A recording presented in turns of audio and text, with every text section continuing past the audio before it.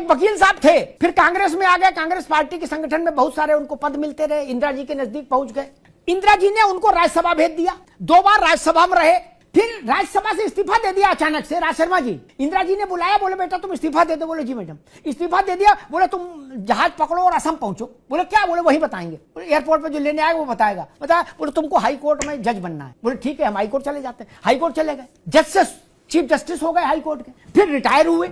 Retire होने के बाद देश में इकलौता केस है, ध्यान से सुनिएगा, देश में इकलौता केस है जिसमें रिटायर हो जाने के बाद किसी न्यायाधीश को सुप्रीम कोर्ट में जज बनाया गया हो। उनको सुप्रीम कोर्ट में बना दिया गया रिटायरमेंट के बाद। रीअपॉइंटमेंट ऑफ जजेस नहीं होता ना, सर्विस में ही सुप्रीम कोर्ट आते हैं। राज भाई आ गए, और यहां मालूम उन्होंने क्या किया, धीरे से बता रहे हैं, किसी को बताइएगा नहीं है, धीरे से कान में। जगन्नाथ मिश्रा का मामला था एक, अब आप जानते हो कौन सा मामला था, मेरे मुंह से न कहला। सुप्रीम कोर्ट में कौन सा मसला फंसा हुआ था? ललित नारायण मिश्रा के छोटे भाई, जो बिहार में कांग्रेस के आखिरी मुख्यमंत्री थे। उनने साहब ने जगन्नाथ मिश्रा के पक्ष में फैसला दिया, और फैसला देते ही अगली सुबह चाय पी, बेड टी ली, और बेड टी लेते ही इस्तीफा दे दिया। क्या? इंदिरा जी ने कहा इधर आ जाओ गुड्डू। बोले जी आया।